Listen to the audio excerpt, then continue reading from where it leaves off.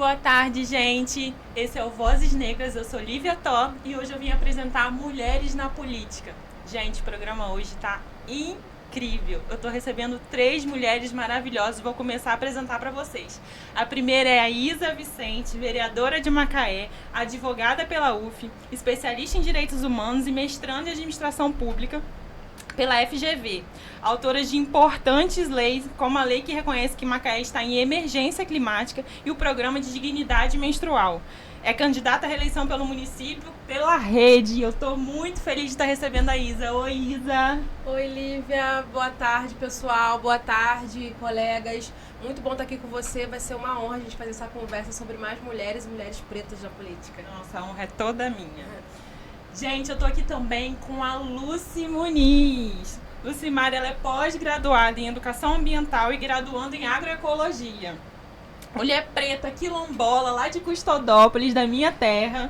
É vice-presidente da Associação Estadual de Comunidades Quilombolas do Rio e coordenadora nacional de comunidades quilombolas, a CONAC. E também é pré-candidata lá em Campos. Oi, Lucimar, que prazer.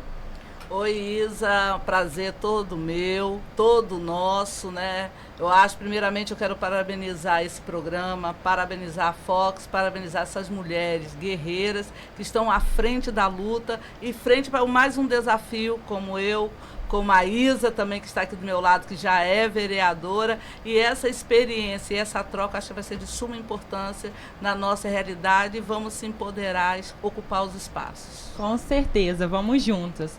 Gente, a minha terceira convidada, não menos importante, é aqui da terrinha de Quissamã, lugar que me acolheu, que eu tô amando morar agora, a Mara.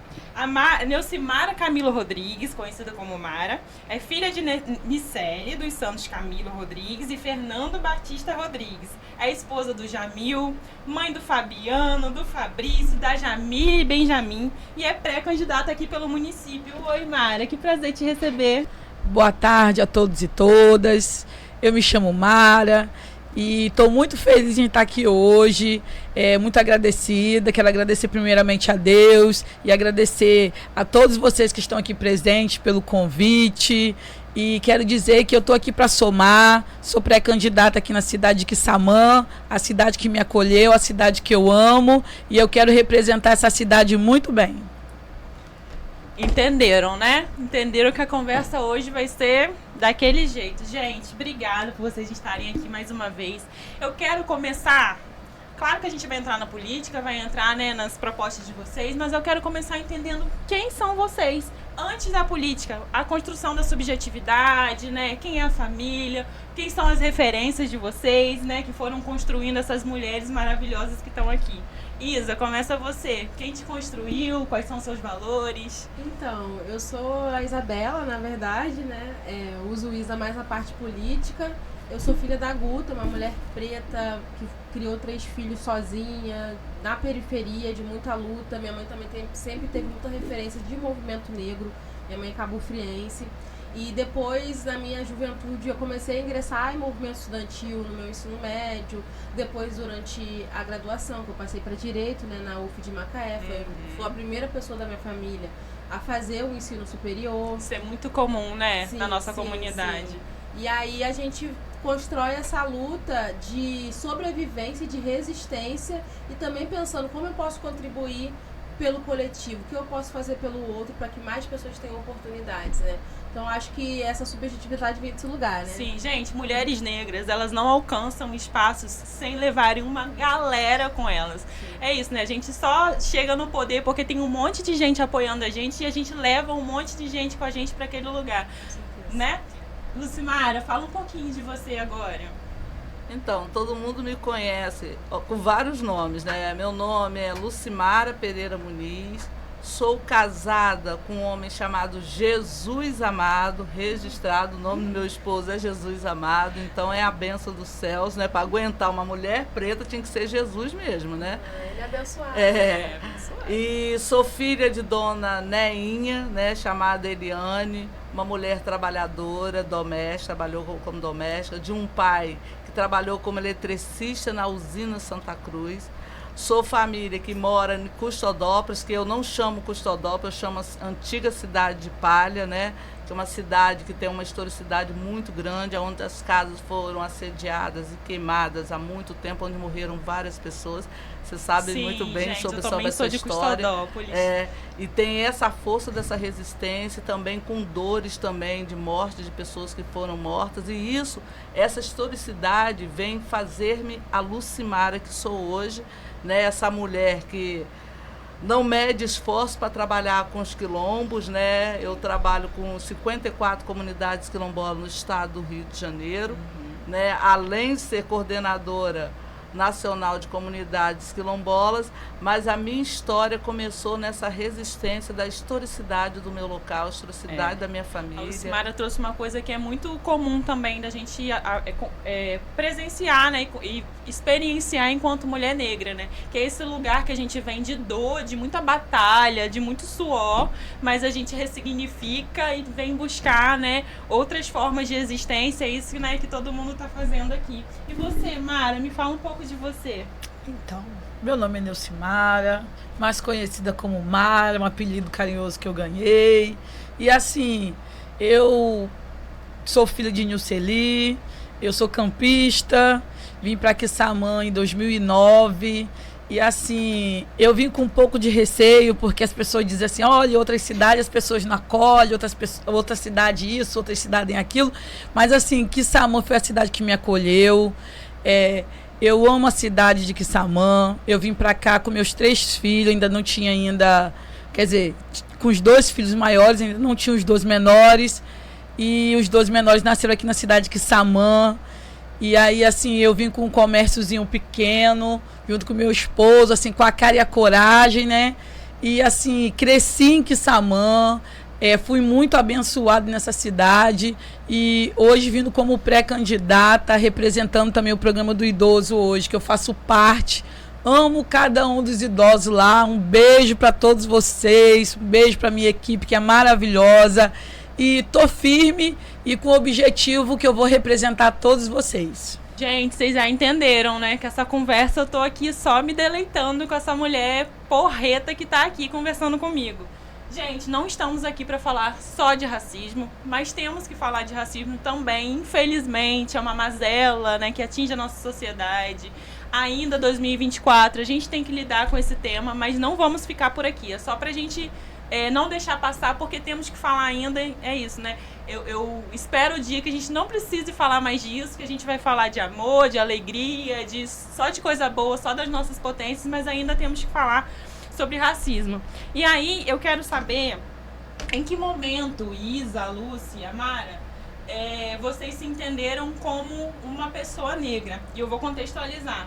A Neuza Santos, né, ela tem no livro Tornar-se Negro, ela fala, né, sobre a nossa construção, como a construção da identidade negra ela vai acontecendo ao longo da nossa trajetória. Eu estava assistindo uma entrevista do ministro dos Direitos Humanos e Cidadania esses dias, e ele estava falando que ele descobriu que ele era um homem negro quando ele tinha 5 anos. Foi a primeira vez que ele sofreu racismo na escola.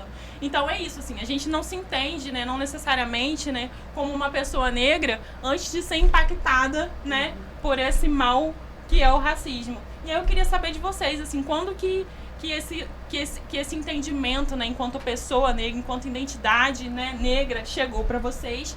E eu quero saber também quando que isso se transformou numa potência. Sim. No meu caso, foi na infância também, porque meu cabelo virou uma questão na escola. Minha mãe não sabia muito bem lidar com meu cabelo crespo, né? E aí eu ia pra escola e virava chacota, e era aquela coisa toda. E aí eu percebi o que tem de errado com esse cabelo, o que tem de errado com essa pele, e levava essas questões pra casa. E aí minha família sempre foi uma família que falava, você é linda, você é uma princesa, a mais linda de todas, eu criança. E eu chegava na escola, não era isso, era a zoação, você é feia, não sei o quê. E isso traz uma distorção na cabeça de uma menina negra, uma criança negra, né? Meus pais, meus tios, tinha um tio que falava assim, Preta é muito linda. E na escola era a chacota. Então eu acho que eu me descobri enquanto pessoa negra mesmo criança. Porque assim, eu sabia que a cor da minha pele era outro tom dos meus coleguinhas brancos. Sim. Mas eu não sabia que isso era uma questão. Uhum. Eu acho que isso se tornou uma questão quando virou um problema pros outros, né? E aí, porque pra mim nunca foi. Então, acho que o racismo, esse que é a grande questão. Os outros criam um problema em algo que é a nossa identidade, né? Sim, é algo que é isso, né? Faz parte do que deveria ser a nossa potência e é transformado num lugar de inferioridade, enfim, que coloca a gente num lugar terrível. Eu tenho um amigo muito querido, intelectual, grandão, Brunian. Ele fez o trabalho dele de graduação falando sobre justamente o contraponto da Neuza, assim, falando quando que a formação da identidade negra ela começa a ser positiva. Porque é muito interessante você trazer que na sua família, né, você teve essa formação positiva. Porque também, às vezes, é incomum a gente ver, né? Uma família negra com todo esse... autoestima. Com essa autoestima. Que mas falta... eu devo isso ao movimento negro. Porque a minha mãe, minha mãe é linda. E aí ela, na juventude dela, ela participou de um concurso de beleza que era organizado pelo movimento negro, que era tipo negra mais bonita da cidade, algo assim, afirmativo. E aí ela ganhou o concurso, de tão linda que minha mãe é. Sim. E ela era passista também, então minha mãe sempre se achou mesmo a última bolacha do pacote, porque de fato ela é. Mas ao mesmo tempo, tinha algumas questões que hoje já passaram. O cabelo, minha mãe sempre trançou, sempre botou aplique.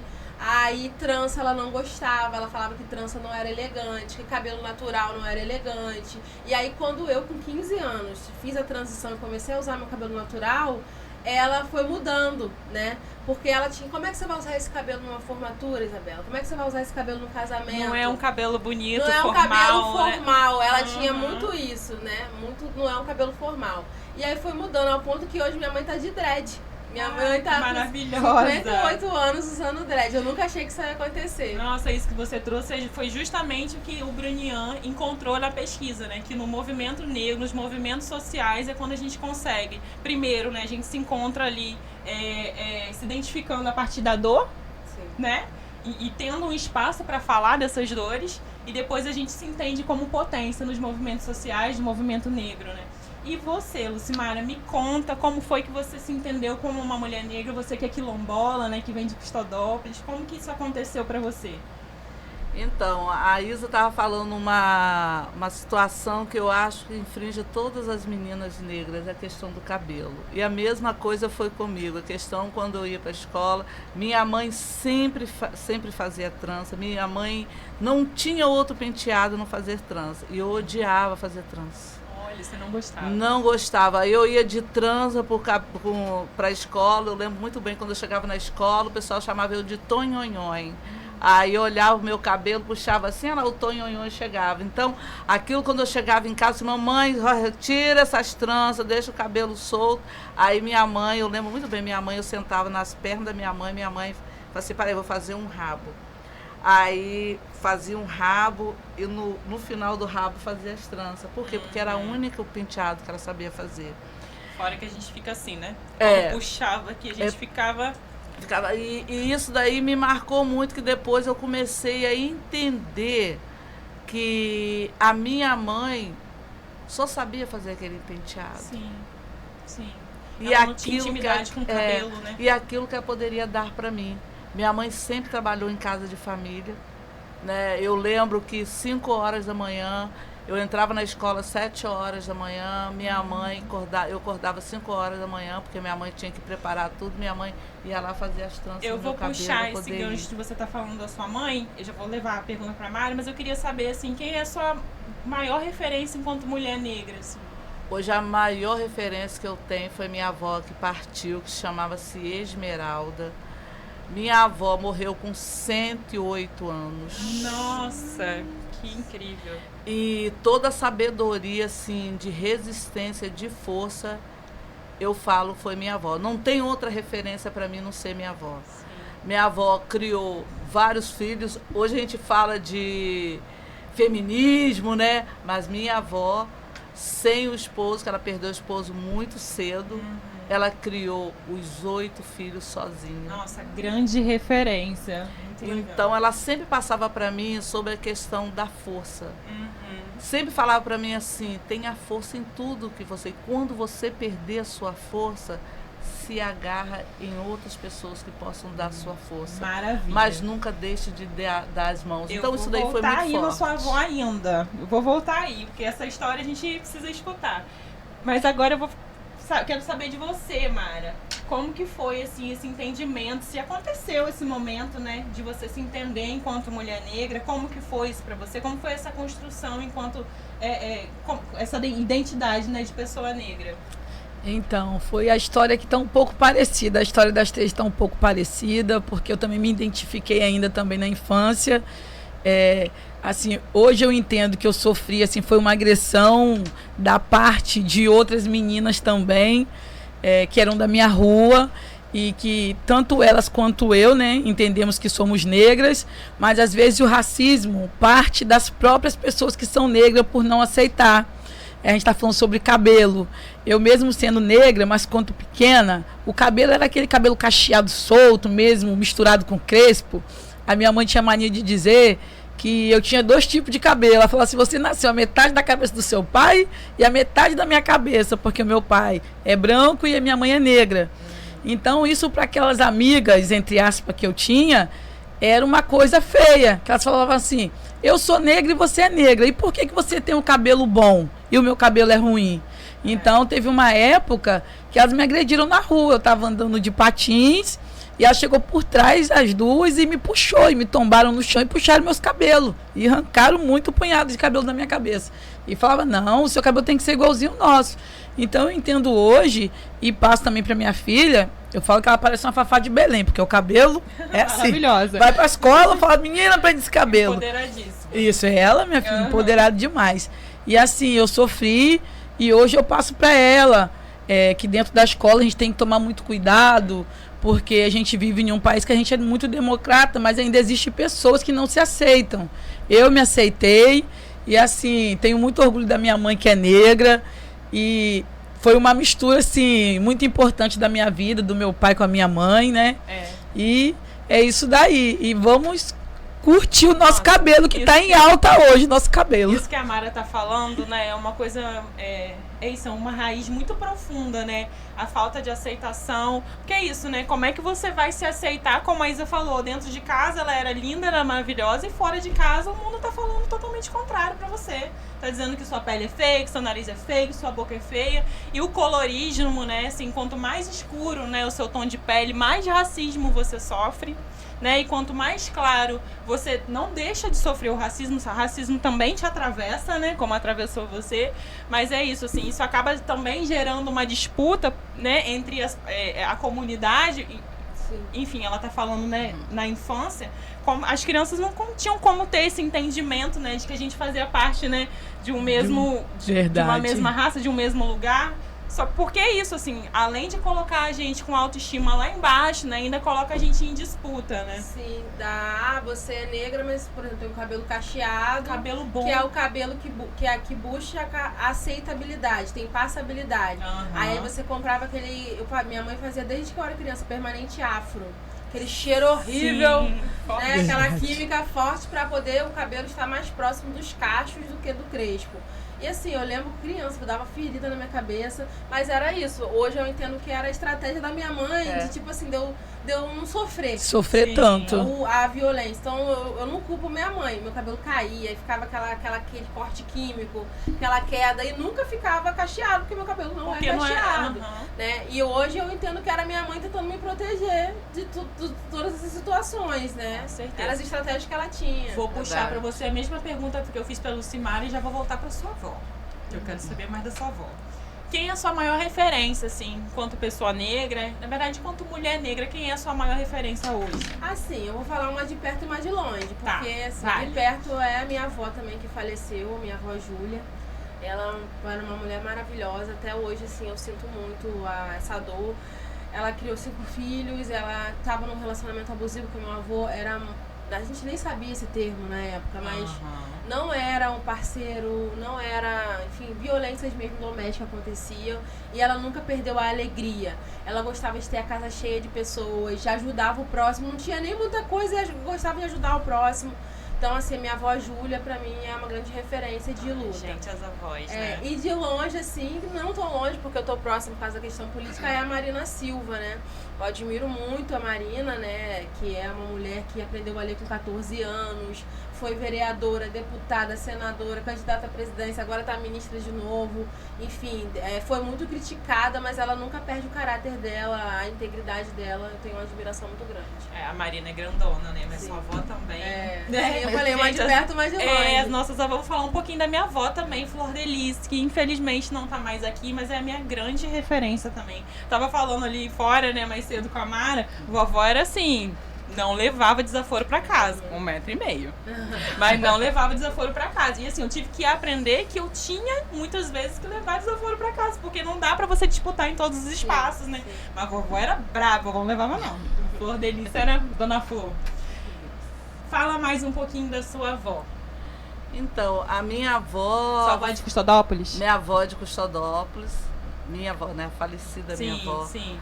E uma coisa que eu acho, assim, em todo lugar eu tenho que falar sobre isso, que acho que isso não é só uma referência para mim, mas acho que é uma referência, eu acho, ouvindo essa potência de mulheres que estão aqui ao meu lado, eu acho que o papel da escuta é fundamental para você construir a política pública. Aí já vou entrar um pouquinho sobre a política pública, que minha avó não falava de política, mas ela falava para mim o papel, a importância da escuta. Hoje, eu tenho isso como uma grande referência de vida para mim. Eu sempre falo assim, política para mim não é carreira. Política para mim é um dever de construção de escuta. Por que o papel da escuta? Porque hoje, quando você vai conversar com alguém, desde um griot, para quem não sabe, griot são os mais velhos, que a gente fala em totalmente respeito às comunidades tradicionais, a não comunidades tradicionais. O papel da escuta é escutá-los, é a maior sabedoria. E você está sentado numa roda de mulheres, aí eu estou falando de mulheres negras, rurais, aonde eu estou visitando, e onde a gente tem o poder de escutá-las.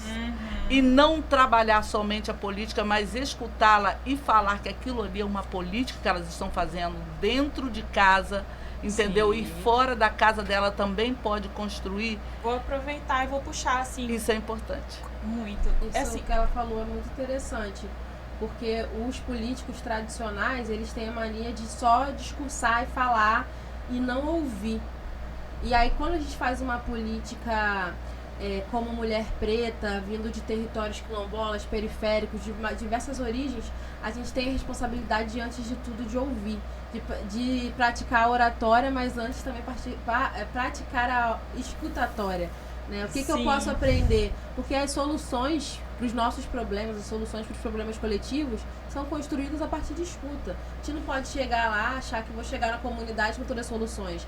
As soluções vêm da construção coletiva. não é tutela, né? Você tem que escutar as demandas de quem está ali, que está vivendo o dia a dia, né? De que está precisando que a política chegue ali, né? Que as políticas públicas sejam criadas.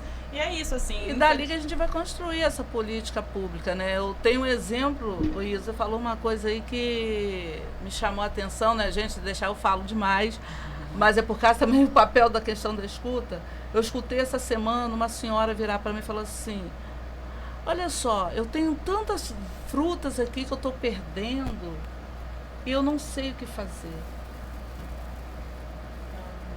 E não eram poucas frutas, mas ela pensava que eram poucas frutas. E aí eu falei assim, não, vamos construir algo para que você não perca mais essas frutas. Aí eu vou estar trabalhando política, eu vou estar inserindo um tipo de política pública de escoamento de produção. Então, é você transformar aquela ideia em política pública. Eu não acredito em política pública sem construção de escuta. Sim, gente, a nossa ancestralidade, ela nos ensina, né, a escutar os mais velhos, né, escutar os griots, né, escutar os sábios, né, da nossa comunidade, e sim, a comunicar, né, todo mundo é importante ali, né, na comunidade, e ter, né, lideranças negras, mulheres, ninguém melhor do que mulheres negras para carregar a galera junto, e é isso, escutar e trocar. Eu acho, enfim, incrível o que vocês estão fazendo. Mara, eu queria que você falasse mais um pouquinho, assim, sobre a sua entrada na política, assim, o que te motivou, o que te motiva, quais são os seus objetivos, o que tá fazendo você seguir por esse lugar, né, de buscar na política a realização dos seus ideais, daquilo que você acredita. E qual que é a sua referência também, que a gente já falou, não falta você. Boa, Isa, arrasou. Sua referência. Então, como eu havia dito, né, que eu sou filho de Nilceli, e Fernando, né, que são campistas, e a minha referência na política começou também muito nova. Lá em Campos, antigamente, tinha aqueles casos, né, que poderia fazer trio elétrico, saía pessoal com caminhão, aí enchia aquele caminhão de idoso e criança, saía todo mundo em cima daquele caminhão com bandeira, gritando. E eu, assim, com 8 anos de idade, né, me encontrei ali, né, naquele alvoroço todo e gritando o nome do nosso candidato.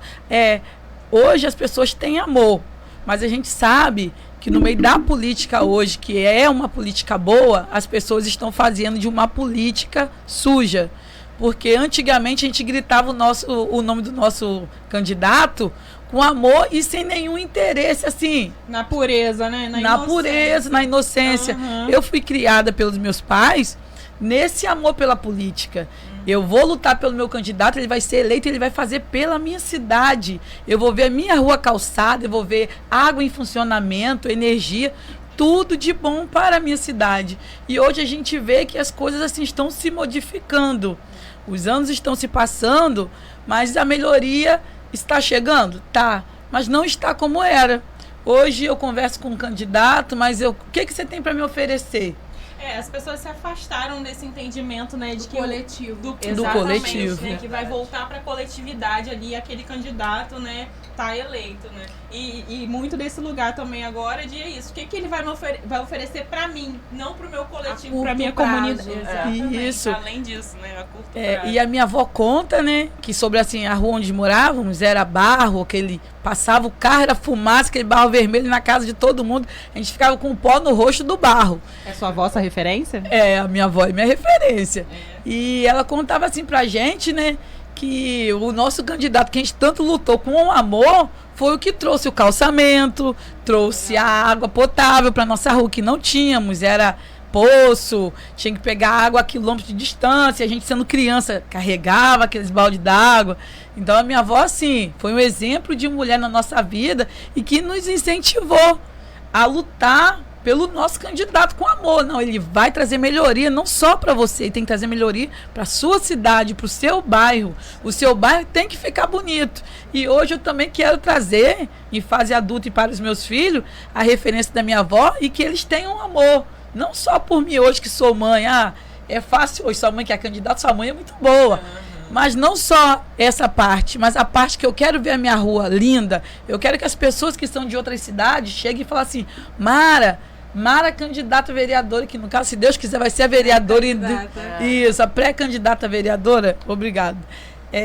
Representa hoje a sua cidade, que hoje eu adquiri Quissamã como a minha cidade. Hoje eu amo Quissamã de paixão. Gente, mas peraí, eu tenho uma curiosidade, assim, que é quase como que essas mulheres conseguem? Porque, assim, fazer a disputa no campo político é desafiador, né, gente? Com certeza. Principalmente pra gente que é atravessada, né, que tem esses vários marcadores sociais, mulher, negra, né, periférica. Da onde, gente, essa coragem, sabe, de falar, não, eu vou disputar esse lugar que eu acho maravilhoso, ainda bem que elas estão disputando, tem todo o meu apoio pra disputar, mas assim, da onde essa força, assim, essa coragem de falar, não, eu vou fazer? Então, a gente luta por dias melhores. A minha geração teve a luta, a geração da minha avó teve a luta, e hoje os nossos filhos vão ter a luta deles, porque eu falo que cada um carrega, né, a sua capacidade de administrar, entendeu? Então hoje queremos o melhor para os nossos filhos, para os nossos netos, apesar que a gente sabe que as coisas aí fora estão muito complicadas. Quero deixar aqui, né, a minha tristeza, né, pelas coisas que estão acontecendo aí para fora, porque muitas pessoas não acreditam, querem culpar A, querem criticar B e C. E eu entendo assim, eu sou evangélica e eu entendo que a volta de Jesus está muito próxima. Eu entendo que essas coisas que estão acontecendo lá fora é para dar um despertar pra gente aqui, que como está acontecendo lá, poderia ser aqui, poderia ser em qualquer lugar. E as pessoas querem entender, assim, elas querem aceitar como se fosse, né, uma coisa que o homem criou, o homem causou. Como que o homem teria essa força, essa capacidade de causar isso tudo aí? É muita coragem entrar nesse campo para disputar com essa serenidade, né, com essa força. E assim, me fala, Isa, da onde assim, vou fazer, é isso, não tem quem me represente, preciso estar lá e fazer pelos meus. Então, Lívia, vem muito desse lugar, sabe? A política, ela não é glamurosa, ela não é fofa, ela não é confortável para nós, mulheres e mulheres negras. A verdade é essa. Então, vem de uma necessidade de representação. Eu olhava para a Câmara de Vereadores de Macaé e não me via lá. E aí eu precisava ser a pessoa que eu queria eleger, já que não tinha uma opção à minha disposição que de fato representasse o que eu acreditava. E tinha um coletivo também, um grupo de pessoas, de jovens, de mulheres, que demandava por essa voz real de representatividade. Então eu acho que parte muito dessa... Qual é a contribuição que eu vou dar para minha geração? Porque no pessoal é muito difícil, né? A gente abre a mão de muita coisa, é uma jornada bem árdua, mas junto também vem grandes realizações. Quando a gente vê um projeto de lei sendo aprovado, uma emenda impositiva sendo executada. Ontem eu estava na inauguração lá do programa de dignidade menstrual, vai ter distribuição de absorvente no CRAS, nas ESFs, e é fruto de uma lei do nosso mandato. Então, acho que quando a gente vê as coisas se materializando, e é trabalhoso, às vezes não acontece no primeiro ano do mandato, no segundo ou no último, né? Sim. E aí a gente vê que faz sentido a gente estar ali ocupando esse espaço. Ou quando eu vou numa escola e uma menininha negra fala, eu quero ser vereadora, você me representa. Hoje você é referência, né? No Dia da Mulher, muitas escolas fazem mural, né? Mulheres macaenses que se destacam, e tem várias escolas que colocam a minha foto. Então, pra mim, assim, eu com 29 anos, recém-feitos, ser referência para outras meninas negras, elas terem a possibilidade de sonhar em ser advogada, em ser vereadora, de sei lá, de ter uma perspectiva de vida para além do que a estatística coloca que a gente tem que ser. A estatística coloca que a gente vai engravidar na adolescência, que a gente vai ter um subemprego, que a gente vai ser atravessada pela violência, pelo ódio, por várias coisas ruins. Quando a gente tem uma referência positiva, que a nossa vida não termina só em coisas ruins, que a gente pode ser o que a gente quiser, eu acho que é uma possibilidade de sonho. Assim como a Benedita da Silva foi uma referência, como a Marina foi uma referência, eu quero ser referência também de trabalho, de comprometimento e de entrega para a população, né? Nossa, maravilhoso. Porque é isso, né? A gente é cercado de referências e é empurrado a referências negativas sobre quem a gente pode ser, né? O lugar que a gente pode alcançar. É isso, você falou que você foi a primeira pessoa a acessar, né, o ensino superior na sua família. Essa é uma história que se repete para muitas pessoas negras, né? De ser a primeira a estar acessando o ensino superior, de ser a primeira a conseguir pleitear um cargo político, ser a primeira a passar num concurso na família e conseguir alguma ascensão social a partir disso. Lucimara, me conte, da onde essa coragem, essa força? A gente está falando de referências, a gente sabe que as referências que vocês trouxeram, né, trouxeram mesmo esse lugar de bora pra luta, bora pra batalha, mas no campo político foi o que a Isa falou, né? Não tem glamour, não é fofo, é muita disposição. Muita disputa, né? Mas eu acho que diante dessa disputa, todas nós mulheres temos uma coisa que ninguém tem. É a nossa resistência ancestral. A nossa resistência ancestral faz a gente disputar algo. Então, quando a gente fala em disputar algo, é disputar hoje ser uma advogada, disputar hoje ser uma educadora socioambiental, ser uma assistente social, ser representatividade. Eu acho que a disputa é no decorrer das nossas vidas. Então, quando no decorrer das nossas vidas a gente passa por disputas, e essa disputa traz conquista, como a Isa trouxe as conquistas hoje no mandato dela, a gente também traz conquista nas nossas vivências também, fora de mandato ou dentro de mandato. Então, o que nos leva, né, estou falando de nós, né, porque pelas falas de todas nós estamos levando por um eixo só, que é a disputa para poder trazer uma política de fato para chegar às nossas bases. Eu lembro muito, hoje atualmente, né, que eu já falei das minhas referências passadas, mas hoje eu tenho uma frase que é o Negro Bispo, né, que é o quilombola, falecido. Incrível. Conheçam o Negro Bispo, gente. Leia um livro dele, tem as 3 ou 4 publicações. O Negro Bispo falou uma frase que eu tive a oportunidade de estar com o Negro Bispo, eu tive a oportunidade de ter a palestra, conviver com ele, assim, em outros ambientes. Ele me disse uma frase, mas para todo mundo na plateia, que na vida nós temos o começo, o meio e o começo de novo. Muito bom. Isso é uma referência. E ele foi formado como um educador popular pela faculdade fora do país. Sim. Então, são referências. Gente, se vocês não conhecem Negro Bispo, vocês estão vivendo errado. Vocês precisam conhecer uma Conheçam. grande referência negra. Infelizmente, a gente perdeu no ano passado, Negro Bispo. Mas é isso, né? A oralidade dele tá viva. O legado dele. O legado dele tá aí.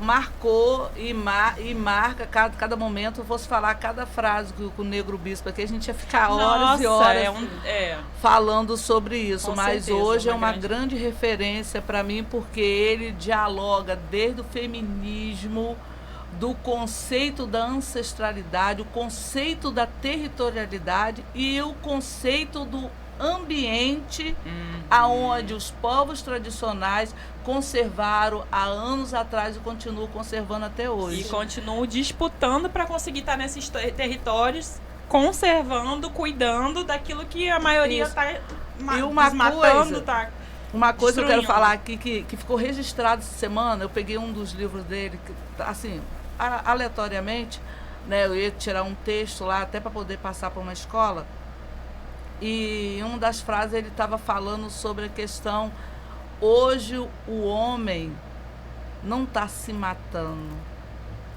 hoje o homem está matando o que pode sobreviver ele. Aí a gente está falando de justiça climática. Sim. Inclusive é uma das suas... É uma das pautas. A Mara falou uma coisa, questão dessa catástrofe, questão de Deus, né?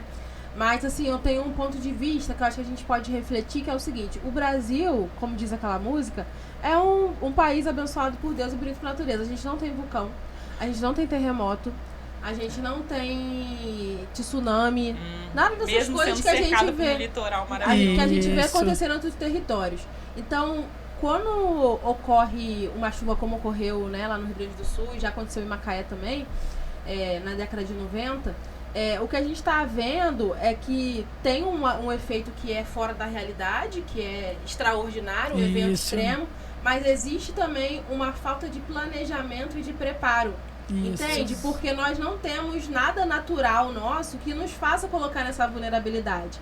Mas tem o quê? Anos de pessoas morando em moradia precária, em área de risco, a falta de alertas para a população, a falta de comunicação, de mobilização. Então, óbvio que agora é um momento de solidariedade, eu não tenho dúvida disso. Mas como futuras, né, representantes do povo, que eu acredito que todo mundo aqui vai ter êxito, a gente precisa refletir também como que a gente pode fazer para prevenir, trabalhar na prevenção, né? Tá entrando água na minha casa. Como que essa pessoa vai lidar com isso, né? Porque se a gente trabalha a prevenção e a mitigação desses impactos, a gente consegue ter mais segurança e preservar vidas, né? Porque o que acontece? O ser humano, com essa ganância, ele tá acelerando as coisas, ele tá acelerando, ele tira a árvore onde não é para tirar a árvore, desmata onde não é para desmatar, e mata os indígenas. Então, assim, ele vai acelerando um processo que, claro que eu também sou cristã e acredito nos fins dos tempos, mas será que não é o ser humano com a própria ganância que está acelerando uma coisa que não era para ser? Então eu sempre faço essa reflexão quando eu converso sobre isso. Qual que é o nosso papel diante dessas situações? Né? Como que a gente pode reduzir esses danos? Lá em Macaé, a gente, por exemplo, fez uma emenda positiva para o plano de prevenção de desastres, que a Defesa Civil vai construir um plano justamente para organizar todos os atores sociais para saber o que fazer em situações assim. Nossa. Porque a gente vai estar cada vez vivendo mais, ou muita chuva ou muito calor. Gente, olha o calor que tá fazendo, a gente tá em maio. Pois é. Isso não é normal. Pois é, né? e é o que você tá falando, né? Tipo, entra ano e sai ano, são tragédias, né? Como que aconteceu lá, que poderiam ser evitadas a partir de um planejamento, a partir de um olhar para essa população, de uma escuta, né? Existe o racismo ambiental também, que a gente sabe que as pessoas, né? A população mais atingida por essas tragédias é a população negra, né? A população que está em vulnerabilidade, né? Que é vulnerabilizada, né? pelo poder público. Então, assim, vocês, enquanto mulheres negras, né, estarem na frente, né, com essa pauta é super importante, porque sim, né, as vulnerabilidades atingem mais a nossa população. Claro que todas as pessoas são importantes, mas todas são impactadas. Todas são impactadas. Eu sempre faço essa reflexão. Lá em Macaé a gente teve uma chuva muito forte há 2 anos, foi o 2º ano do meu mandato e tal. E a gente conseguiu aprovar, o prefeito mandou um auxílio para vítimas da chuva. E eu lembro que foi uma chuva que atrapalhou todo mundo mesmo, até os bairros ricos. Só que a pessoa que tem um cartão de crédito, tem uma conta bancária, ela vai lá, parcela, compra tudo de novo. A pessoa que não tem, ela precisa de suporte, entendeu? Então eu acho que a gente precisa ter esse olhar, que a chuva cai sobre todos. A racismo ambiental não é sobre isso. A questão é quem vai conseguir se reerguer depois, né? Verdade. Essa questão tudo, que né? ela está apontando é uma questão assim, eu sempre, nas minhas rodas de conversa, porque como eu havia dito, eu trabalho com idoso, e todos os dias a gente tem, durante o dia, mais de 70 idosos em um dia. Então, conversa, questiona, cada um tem a sua inquietação, a sua opinião. Então, o que você está falando sobre isso daí da enchente é uma coisa muito séria. Aquele que tem dinheiro compra tudo novamente, e aquele que não tem condição. E só vai sentir a dor daquele que não tem condição, aquele que já passou por algo parecido. Aí vai depender de voluntariado, né? Claro que a gente sabe, as pessoas se mobilizam e tal, mas o poder público ele precisa entrar aí para mitigar, né, os impactos para essa população que não tem onde tirar. E assim, as pessoas nessa época ficam assim, escassa de tudo. Mesmo que você vá lá, doe uma cesta, doe um colchão, mas e o psicológico também? Sim, que fica, o emocional. Muitas pessoas falam, né, e a gente tem muitas palestras sobre as pessoas que estão com depressão. O canal da depressão é como depois de uma enchente, depois de um abuso, depois de uma agressão. Então a gente precisa chegar... Né? Isso, o trauma que essa pessoa fica. Então a gente precisa chegar para perto e acolher e não criticar. Sim. Porque muitas pessoas chegam, por que você não largou a casa? Você viu que a água estava entrando? Sim. Por que você não fez isso? Né? Por que você não fez isso? Ele não chega com uma solução, ou então... Chega julgando. Chega para perto e dá um abraço. Porque às vezes a pessoa não está precisando nem de um alimento, mas ela quer um abraço, ela quer sentir que, tipo assim, acolhida. Eu fui fragilizada, mas eu tenho você que me acolheu. E é uma coisa que vai ajudar na recuperação dela. Isso ela precisa. E hoje a gente não está vendo quase isso mais. Essa semana lá no meu programa, eu falo meu porque eu me sinto... afetuoso, né? Isso, é um sentimento que é uma coisa que a gente não explica. E perdemos vários idosos essa semana. É mesmo. E assim, uma coisa assim que foi muito repentina. De 2 foram muito repentinos, e de um assim, ele já estava adoentado, né, debilitado. Mas assim, são coisas que aconteceu e que a gente para em um ponto de vista. Eu sempre falo com eles. Eu chego todos os dias e assim, o tempo pode estar caindo. Mas eu chego com um sorriso, tipo assim, meu problema, você fica lá fora. Eu volto. Quando eu voltar, eu não quero te encontrar. Então assim... Eu chego lá e eles esperam de mim o quê? Um acolhimento. Ele quer contar aquilo que ele passou naquele dia. Ser enxergado, ser ouvido, né? Isso. E essa semana aconteceu uma coisa assim, que teve uma pessoa, né, que chegou pra mim e me fez uma pergunta. Por que você só vive sorrindo? Você não tem problema, não? Eu falei assim, tenho, com certeza. Todos nós temos um problema. Mas quando eu saio de casa, eu falo, problema? Você fica, eu vou... Quando voltar, não quero te encontrar. Você desapareça. E aí ela virou pra mim e falou assim, não, porque você chega, você sorri, você beija, você abraça. Por quê? Qual é o motivo disso tudo? Eu falei assim, olha, eu faço essas coisas, sabe por quê? Primeiramente porque eu tenho muito amor. E tipo assim, eu fui criada também com muito amor, mas eu também fui criada assim, com pessoas que não tinham toque. Eu falo que eu tenho toque. Eu gosto de pegar, não sei se você reparou, eu gosto de pôr a mão... E tem esses tipos de coisa, então... Nasceu pra ser pré-candidata a vereadora. Eu gosto do calor humano, gosto do contato.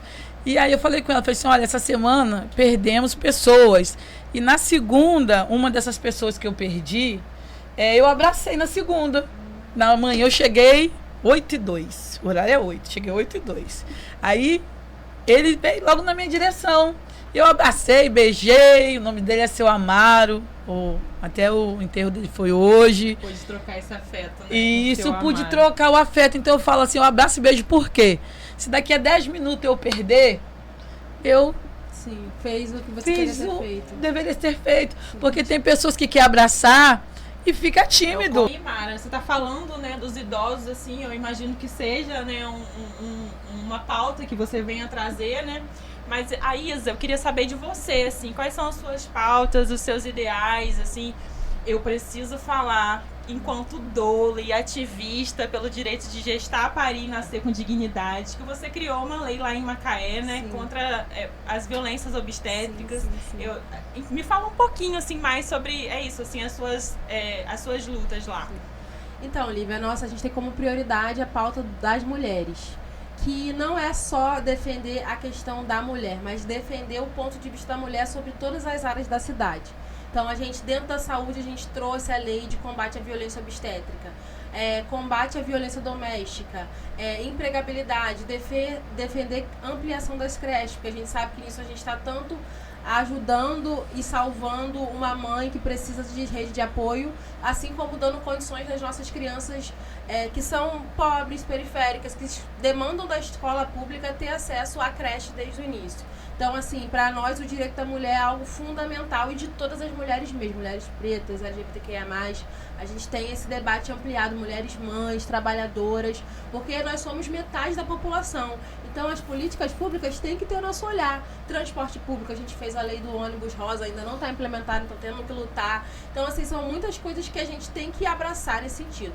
Junto com a questão da mulher, vem a questão da sustentabilidade, que a gente tem como central, e é justamente fazer esse debate de quem é impactado, como que a gente consegue reduzir danos e desastres e coisas que acontecem e que vão acontecer com mais frequência por causa das mudanças climáticas, e que a gente precisa se organizar enquanto poder público para atender as demandas das pessoas. E temos também a educação como pauta fundamental e principal dentro da questão de ensino superior, que a gente tem as universidades públicas lá em Macaé, as escolas de ensino médio, novamente as creches. Então a gente tem essas 3 pautas centrais: sustentabilidade, mulheres, né, e educação, e aí desdobra em ciência e tecnologia. A gente trabalha muitas pautas, na verdade, né, mas acho que prioritário, assim, que a gente tem, que é urgente para nossa cidade, é essa questão da mulher, da educação e a sustentabilidade em ciência e tecnologia. Muito bom, Isa. Você sendo a única mulher e a única mulher negra, todas as pautas acabam ficando, né, por exemplo, essa questão da violência obstétrica foi uma oportunidade muito bacana, Lívia, porque eu fiz um grupo de trabalho no mandato para ouvir doulas, enfermeiras, mães que já tinham passado pela violência obstétrica, porque eu não sou mãe ainda. Então, eu precisava, para fazer essa lei, ouvir o ponto de vista delas, ouvir o lado delas. Então, fazer o mandato é muito isso, como eu estava falando, a escutatória. Eu não posso, lá do meu gabinete, fazer uma lei que vai afetar uma mãe que nem mãe eu sou. Eu preciso ouvir e construir junto.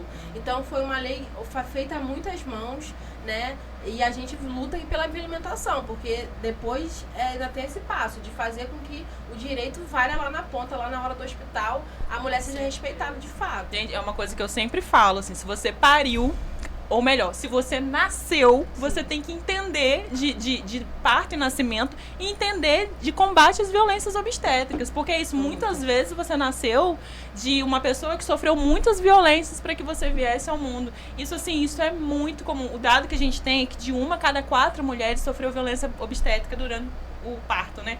Mas a gente sabe que isso tá muito inferior ao dado real, porque muita gente passa pela violência obstétrica e não sabe dar nome. Acha e que quando a gente não dá nome, quando a gente não dá nome, as coisas elas não existem. Não existe. Se sente desconfortável, né? Sabe que aquilo ali feriu, e muitas vezes fica ali com aquele sentimento ruim em relação ao parto durante muito tempo, mas acredita que aquilo é natural, né? Não entende que foi uma violência, que aquilo que aconteceu não poderia ter acontecido. Então, assim, muito bom que você tenha trazido isso para Macaé. Quero muito trazer isso para Quissamã. Para Quissamã, com certeza. Já joguei essa para você. Não, com certeza. Esses casos aí que ela tá contando são coisas que a gente precisa buscar para cá. No caso aqui em Quissamã já tem, né? Esse programa aí sobre o caso do absorvente com as meninas. Tem as palestras também com as meninas. Como eu estava conversando com a Lu, né? A respeito, né? Da palestra dentro de sala de aula. Precisamos começar no começo.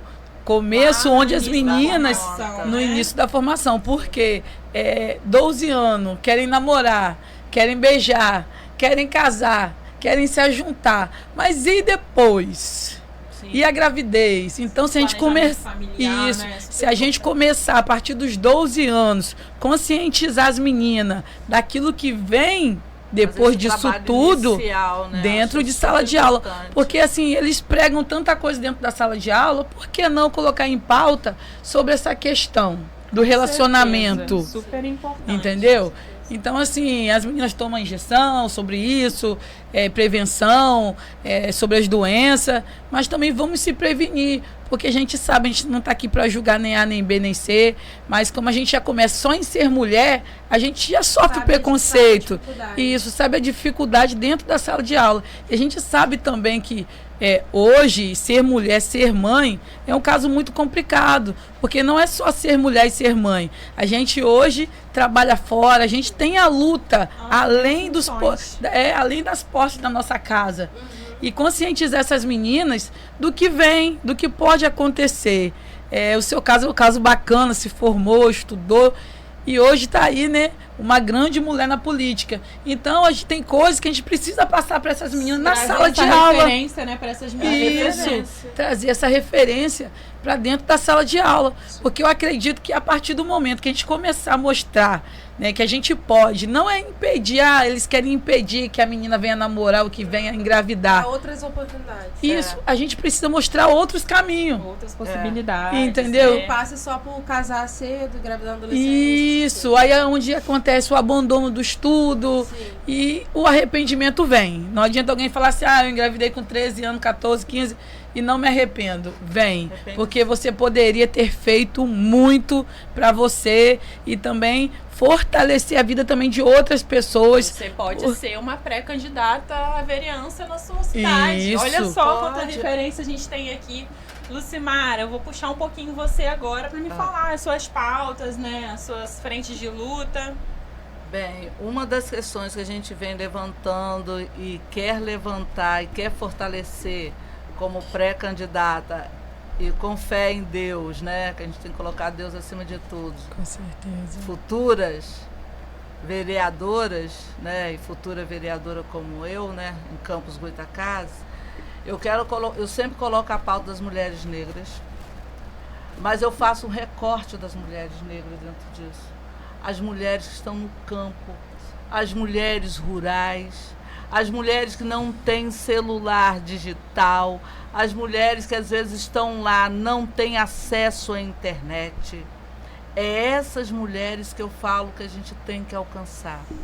E não só alcançar as mulheres, alcançar também os homens, que tem que ter essa consciência que essas mulheres estão ali, que estão dentro dos seus lotes, ou estão dentro do seu território, mas elas também têm voz de construção. Então, eu sempre estou falando sobre isso. Uma das pautas é a questão dessas mulheres, mas com esse recorte. Também eu tenho uma pauta de desenvolvimento social, cultural e econômico dentro das comunidades, principalmente rurais e não rurais. Por quê? Porque eu acho que a questão da cultura é fundamental dentro de qualquer território brasileiro, ou sendo rural ou urbano. A cultura é fundamental, o resgate dessa cultura é fundamental, porque as pessoas não podem deixar o apagamento cultural acontecer dentro dos seus territórios. Mário, eu vou pegar um gancho daí do que você está falando, porque como eu te falei antes, né, eu sou de Custodópolis, né? Eu fui nascida em Custodópolis, minha avó, que é minha referência, é de Custodópolis. E assim, eu não tive essa construção de identidade enquanto uma pessoa quilombola, até porque foi em 2018, né, que Custodópolis foi e Custodópolis como... é a única comunidade que tem uma escola de samba, que é a União da Esperança, dentro de um quilombo a nível estadual. Gente, que legal. Não, é incrível lá, mas assim, é isso, assim, eu não cresci, né, meus irmãos também, né, Estela, Natinho, Stephanie, amo vocês. A gente não cresceu com essa construção de identidade, assim, e eu acredito, né, que esse reconhecimento do território como um território quilombola venha trazer esse lugar de entendimento, né, de construção de subjetividade enquanto pessoas ali quilombolas. Como que tá esse processo lá em Custodópolis, assim, essa construção de um lugar que, olha, somos quilombolas, temos o reconhecimento, esse é uma identidade nossa que a gente tem que resgatar e levar para frente.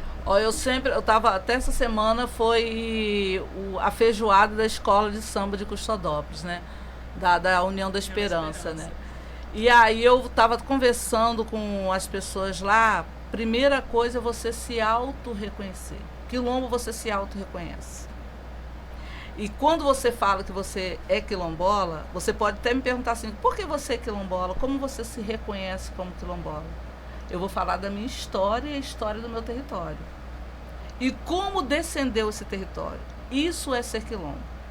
Então, quando a Escola de Samba União da Esperança traz como tema central do samba enredo da escola, falando do quilombos do município, eu pensei, pô, o trabalho está sendo feito de construção. Né?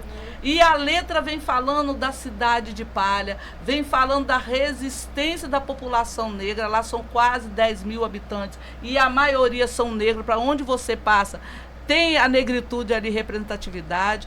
Tem a Rua do Beco, onde eu tenho minha família ali, que é a Rua do Beco, onde os negros foram ali decapitados e trazidos para a praça para poder ser exposto, para poder ser exemplo para todo mundo. Então, essa questão da história, os novos ali não sabem. Sim, existe esse apagamento que você estava falando. Existe esse apagamento histórico. Então a gente está fazendo esse resgate da história, chamando a escola, né? A escola, principalmente o Rotary, que é a única escola que é considerada como escola quilombola. Graças a Deus, a gente, com muita luta, conseguiu essa escola ser reconhecida. Outra escola estadual, né? Escola estadual. E está fazendo esse resgate. A gente está fazendo agora, juntamente com a Secretaria Municipal de Educação, criando o plano curricular da educação quilombola. Então, isso são passos através de uma construção de uma política pública. Maravilhoso saber que isso está acontecendo. Isso tudo está, assim, movimentando dentro de campos. Né? E isso daí num processo de uma comunidade urbana, porque é a única comunidade urbana que tem no município de Campos do Goytacazes, é Custodópolis. Nós temos 7 comunidades quilombolas. Mais de 120, não vou falar 120, o outro número que eu não lembro agora, de assentados à reforma agrária. E a maioria são compostos, mais de 57%. São de mulheres negras. E quantas pessoas dessas estão representadas na Câmara de Vereadores, né? Não tem. Quantas pessoas? Não tem referência. E eu tenho um exemplo que quando a gente foi fazer, passamos uma lei, isso tudo sem como ser vereadora, sem nada, gente. Passamos o Dia Municipal Quilombola na Câmara de Vereadores, há 3 anos atrás, quando eu chamei os quilombolas para poder ir à Câmara de Vereadores, eu ouvi de muitos, falou assim, eu não posso ir porque eu não tenho sapato. Aí eu tinha que falar assim, a casa é do povo. Casa do povo, que o povo não Vocês se sente têm direito casa, de né? estarem lá. Sim. Aí eu falo que a pergunta que você me fez sobre representatividade. Eles não se viam representados. E não se ver na política. E isso é uma desconstrução para uma construção. Tem um elemento que é muito importante, Lívia e meninas, que eu sempre falo, assim, que é nós, mulheres pretas e pessoas pretas no geral, nós já participamos da política. Só que colocam a gente no lugar de segurar a bandeira para os outros. Quando eu fui eleita, minha mãe também sempre gostou de ir apoiar os candidatos dela. Sempre gostou de ir para comício. Ela era um evento para ela. E aí, quando eu fui eleita, ela falou assim, a partir de agora eu nunca mais vou segurar a bandeira para ninguém, para nenhum homem branco. Eu vou segurar a bandeira da minha filha. E aí entra essa questão do pertencimento. Então, nós, mulheres pretas, se você olhar uma campanha eleitoral, quem está panfletando, quem está segurando bandeira no sol quente, é a mulher preta. Por que nós não podemos ser a cara do panfleto que a gente está entregando? Por que a gente não pode ser a cara da bandeira que a gente está segurando? Então, esse processo de romper com esse coronelismo que existe, que não, seu lugar é aqui e não decidindo, não na mesa decidindo, isso precisa ser rompido, né? E rompe quando a gente faz esse movimento de, olha, eu vou ser candidata assim, e você pré-candidato, e você candidato com condições de disputa, eu vou exigir os recursos que, por lei, são direito das mulheres e das mulheres negras. Então, eu acho que a gente precisa fazer esse movimento de sair dos bastidores, sair da base, né? Não no sentido de perder a nossa essência, eu nunca perdi minha essência, mas de levar a base junto com a gente. E inverter essa pirâmide, que aí a gente vai ver as coisas mudando de verdade. Nossa, tem uma música do Rico da Lança, não sei se vocês conhecem, né? Um artista preto maravilhoso que eu adoro, que ele fala, né, que o amor que ele não teve, ele inventou. E eu vejo quanto vocês estão inventando essa referência, né? Claro que tem gente que veio antes, mas assim, enquanto vocês ainda estão construindo ali tijolinho, ainda é tudo mato, né, para mulheres negras na política, né? Ainda mais aqui no nosso território. Eu acho que nós aqui, Quissamã, Campos, Macaé, a gente compartilha de muitas realidades similares ao norte fluminense, atravessado por todos os desafios dessa indústria do petróleo, pela pobreza, pela desigualdade. Na política a gente tem muito coronelismo, muita dependência de favores pessoais. Então, a gente tem realidades comuns nesse cenário. Não é fácil você ser uma mulher de origem humilde nesse lugar, sabe? Então, eu acho que a gente precisa realmente se fortalecer, saber que vai ser difícil, mas saber também que a gente precisa ter as nossas ferramentas. Então, eu deixo essa dica assim, não tenta fazer uma campanha igual todo mundo faz. Porque a gente não tem o mesmo... Vem um tanque de guerra e a gente tem aqui uma pistolinha, né? É verdade. Mas a gente tem Mas a gente tem muita gente junto com a gente, Junto que com é a o que gente. importa, entendeu? Verdade. E a força de vontade, né? E a gente chega de bonde. Gente, vocês estão vendo, né? A Isa aqui, grande referência. Que isso, né? A vereadora eleita aqui, que tava contando, né? Que veio de um lugar que ninguém tava acreditando, né? Que você ia conseguir se eleger. Bebam, aproveitem, façam suas perguntas pra Isa também, porque é isso, né? Hoje é a nossa grande referência aqui de mulher preta que foi eleita e que tá aí fazendo muita coisa e que tá representando isso, a galera que apoiou ela quando ela tava lá precisando de apoio. Isso é muito maneiro. Isso é muito importante, né? Não é porque eu tô do lado da Isa, não, mas essas referências, Isa, assim, quando eu fui convidar, falou assim, a Isa vai estar, né? A Sidneia falou assim, poxa vida, ó, pode contar comigo, já vou estar para lá, para Quissamã. Por quê? Porque nós precisamos de referências mais perto da gente, mais próxima. Hoje, para a gente ter, olha, nós temos sim uma vereadora, eu falo mesmo, né? Temos uma vereadora lá em Macaé. Entendeu? De trança, de drag. Por quê? Porque são essas referências que as pessoas querem da base ouvir. Sim. Tipo assim, se Isa chegou, eu consigo chegar, você consegue chegar. Hoje a gente está com um trabalho que é árduo, mas a gente vai conseguir. É trabalhar com os jovens, pelo menos os jovens negros, inserirem na universidade. Sim. É importante. E fazer também essa devolutiva para o seu território, sim, que é o mais importante. Porque se hoje você consegue agregar, hoje nós temos 15 jovens, a gente conseguiu colocar na universidade com bolsa, quilombola. Hoje nós temos a Bolsa Quilombola, né, que é um projeto do governo federal. E aqui lá em Campos não, porque eu estou em Quissamã. Tudo pertinho, meus vizinhos. Conseguimos colocar 15 jovens quilombolas na universidade. Incrível. E aí, quando a gente teve a conversa com eles, né, eles falaram assim, não, beleza, nós passamos, vamos fazer a universidade. Eu falei, mas agora vem a notícia maravilhosa para vocês, que é um pedido meu, não é um pedido da universidade. Voltem para o seu território, compartilhe, incentive outros jovens a fazerem parte e conseguirem a bolsa. Tá lá a bolsa, é só acessar, fazer o pré-vestibular e volte para suas bases e dê a devolutiva. Se você está se formando em geografia, voltem para lá, ajudem seus comunitários no professor. desenho territorial, ajudem para poder ingressar no território, mas nunca deixe sua comunidade somente com eu, e sim com o coletivo.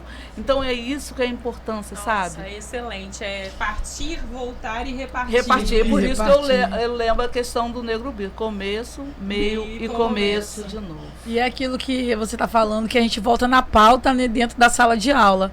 Hoje a gente vê, né, que a maioria dos adolescentes que largam a escola são nessa faixa etária dos 13 anos, 14 anos. Aí é onde a gente acaba perdendo nossos meninos e nossas meninas, porque uma vez que sai, dificilmente retornam. Então, a partir do momento que a gente mostra o caminho, ó, temos aqui um exemplo que conseguiu, que superou. Às vezes a gente não sabe o que aquela criança está passando em casa, o que aconteceu para ela abandonar os estudos. Então, a gente precisa chegar no ponto para poder daí a gente saber aquilo que a gente pode, né, a fomentar dentro da sala de aula.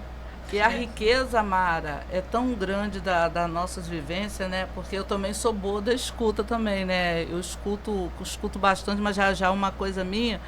E a vivência que a gente está falando sobre aqui das nossas vidas é um grande exemplo para nossas bases que estão lá fora, a quem está ouvindo a gente.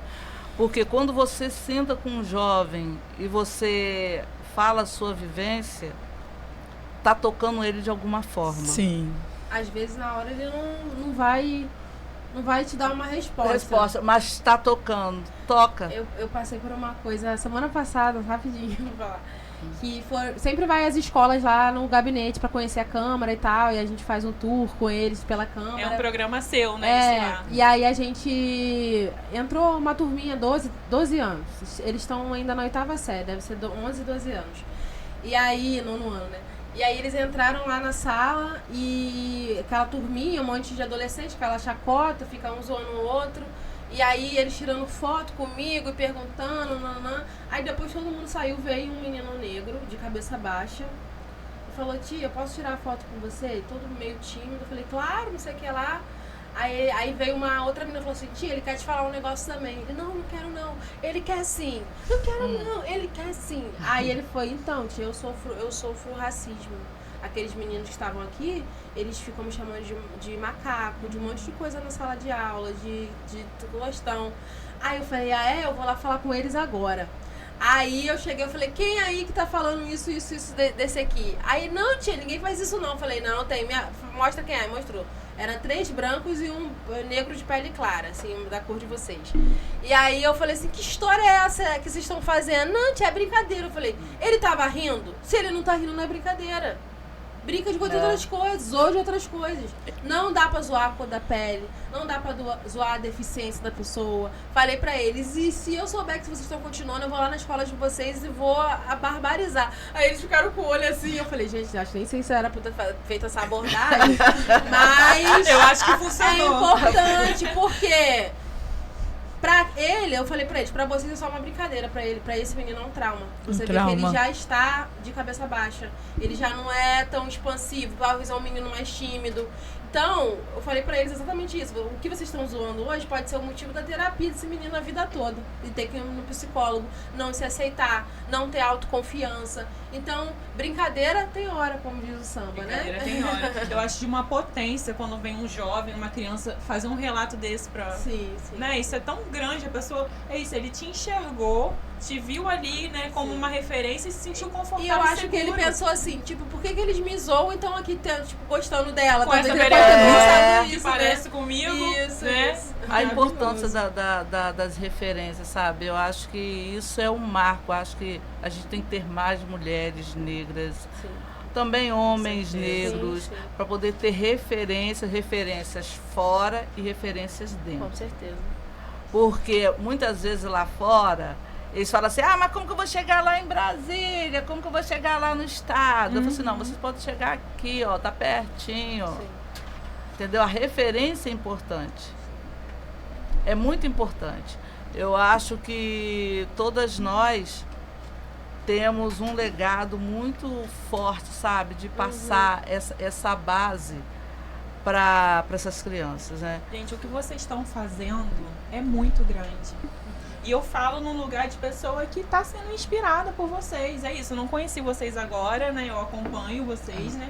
E assim, o que vocês estão fazendo é muito grande, porque isso é uma referência positiva e é uma referência pra mim, que sou uma pessoa ativista de luta também, de pensar assim, não, cara, tem quem eu, sabe, tem espaço pra fazer, tem mais gente querendo fazer e tem gente fazendo. Tem gente que tá ali disputando esse espaço, então eu vou fortalecer, então eu vou buscar o meu espaço também. Então, assim, muito incrível o que vocês estão fazendo. A gente tá se encaminhando já pro final da nossa conversa. Que pena, tá ótimo. Agora que tava melhorando. Aquele. Mas, assim, eu até escrevi uma coisa aqui. A Conceição Evaristo, né, uma escritora incrível, que eu, assim... Maravilhosa. Ela veio em Macaé e veio em Samanta Ela também, né? veio também, infelizmente eu não estava aqui, mas assim, ela é uma grande referência pra mim também. E ela tem uma frase que pra mim é muito impactante. A gente falou, né, de racismo, a gente vem desse lugar, desses atravessamentos. Tem o genocídio da juventude negra que está em curso no nosso país, enfim, né, muitos jovens morrendo e a gente morre objetiva, física e subjetivamente, né? É isso, não poder pensar lugares melhores, né, pra gente ocupar, não poder ter possibilidades de sonhar, né, muitas vezes também é uma morte, né? E aí ela fala, eu acho que o sonho fecunda a vida e vinga a morte. Essa frase, ela me impacta muito, assim, né? Porque muitas vezes a gente fica, como que eu vou sonhar? Olha essa realidade que tá dada, né? Tá difícil, fica difícil o sonho fecundar ali numa realidade dura. Mas é isso, né? O sonho vinga a morte, né? E aí eu queria saber o que vocês estão sonhando. Qual é o sonho de vocês? Vamos falar de sonho, vamos falar de coisa boa, vamos ser referência de coisa boa agora. Vamos falar aí. O que vocês estão sonhando? Isa, o que você tá sonhando, assim? Eu tô sonhando com a possibilidade de mais mulheres na política mesmo. Lá em Macaé a gente tá trabalhando bastante nesse sentido, apoiando, né? Nosso partido tem outras mulheres fortes, potências, pré-candidatas. E sonhando com essa primavera que está florescendo também na nossa região, de outras mulheres, no nosso estado. E o sonho é de que a gente possa ter o nosso lugar a nossa voz reconhecida e respeitada, sabe? Você falou essa frase da Conceição, eu lembrei daquela música do Racionais, né? Seja lá onde for, tenha fé, porque até no lixão nasce flor. Então, assim, às vezes a gente vem de contextos muito difíceis e duros, mas quando a gente tem fé, quando a gente tem um propósito, um objetivo, uma causa, não tem a quem derrube. Pode não ser agora, pode não ser do jeito que a gente quer, mas a gente não pode desistir. Então, o meu sonho é isso, é me manter de pé sempre e para aquela menina, adolescente, criança Isa, que riam no cabelo dela, que ela possa saber que hoje, anos depois, ela tá trabalhando para que todas as meninas pretas possam ter seu lugar, né? Então, e uma frase também que eu queria deixar da Angela Davis, né? Quando uma mulher negra se movimenta, toda a estrutura se movimenta junto com ela. A gente nunca chega sozinha, né? A gente traz todas essas histórias, essas vivências e mais de nós, né? Nosso gabinete é formado metade de mulheres, pessoas pretas, constrói a política com todo mundo, né? É importante. Ai, que lindo, Isa. Eu que agradeço. Obrigado, amei conhecer vocês, meninas. Maravilhosa. E você, Lucimara, o que você tá sonhando? Eu tô sonhando, tem muitos sonhos, né? Mas primeiro, meu sonho é eu continuar na minha fé, né? Eu também sou evangélica. Eu também sou evangélica. Eu continuar na minha fé, que possa ter sempre a capacidade da escuta.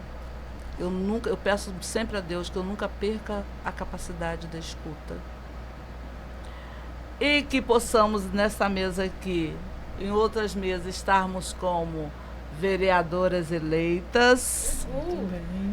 É o que eu desejo nesse momento. Ô, Glória. E que eu possa, no partido, que eu estou no partido do MDB, ter a resiliência e a força e a resistência que eu aprendi lá atrás, aprendi ontem, estou aprendendo hoje com você, estou aprendendo com meus antepassados também. Ai, maravilhosa. Gente, eu tô pronta para entrevistar elas quando elas forem vereadoras, tá? É isso, já vou me comprometer aqui. Tá e certo. você, Mara, o que você tá sonhando? Então, eu tô sonhando por dias melhores. que as coisas para o futuro que a gente tanto busca, que a nossa luta não seja em vão, que a nossa luta venha ter êxito, porque ninguém luta para perder. A gente luta porque a gente acredita. Então, se eu acredito em dias melhores, eu acredito na política, é porque eu acredito no ser humano, que o ser humano vai ser melhor. A gente sabe que tudo que nos move é a fé. Se a gente tiver fé, a gente consegue, né, ir além daquilo que as pessoas veem, né? Então, eu acredito que a política vem, a política vai, que as amizades permaneçam firmes sempre, porque hoje aqui estamos nos conhecendo um pouquinho, contando um pouquinho da nossa história, né? Mas que venhamos também chegar para perto e saber do anseio de cada um, saber o que o outro está passando, né? E que eu venho representar a minha cidade, que hoje tanto amo.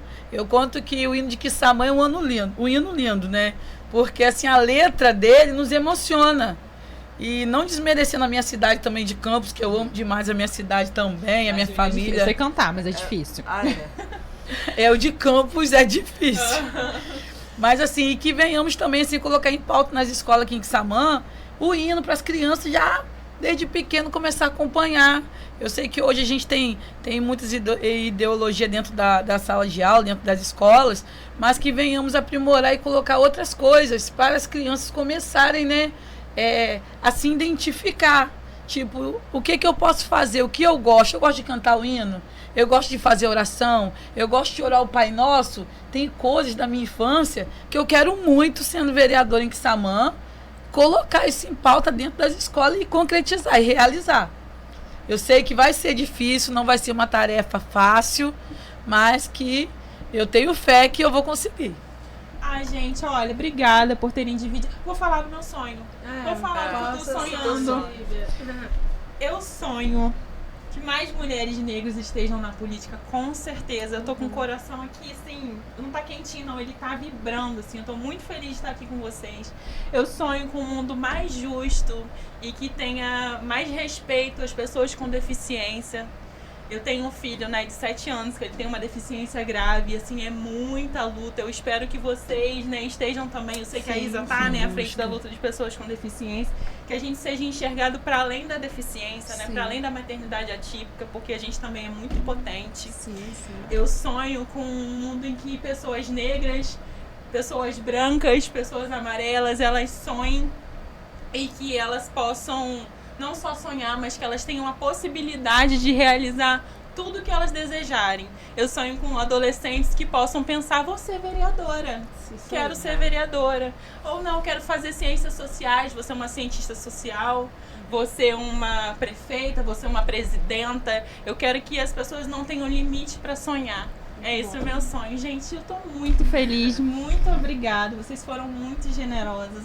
E é isso, assim, espero que vocês voltem, porque o convite vai vir de novo. Tá Com bom. certeza. Obrigada, Lívia, pelo convite. Conte com a gente sempre. Obrigada, gente. Também quero agradecer pelo convite, lugar maravilhoso, assim, o acolhimento muito bom, você, pessoal aí da sua equipe estão todos de parabéns e quero retornar novamente. É isso. Você que gostou dessa conversa gostosa que a gente teve aqui, fique ligado que o Vozes Negras vem com mais entrevistados. Se você oferece algum serviço, algum produto, você é comerciante aqui na cidade, quiser ser divulgado no nosso podcast, chega pra perto, faz contato que a gente faz uma parceria gostosa também. E é isso, gente. Fique ligado nos próximos programas. Muito obrigada pra você que assistiu até aqui. Beijo, tchau. Tchau, gente. Tchau, gente.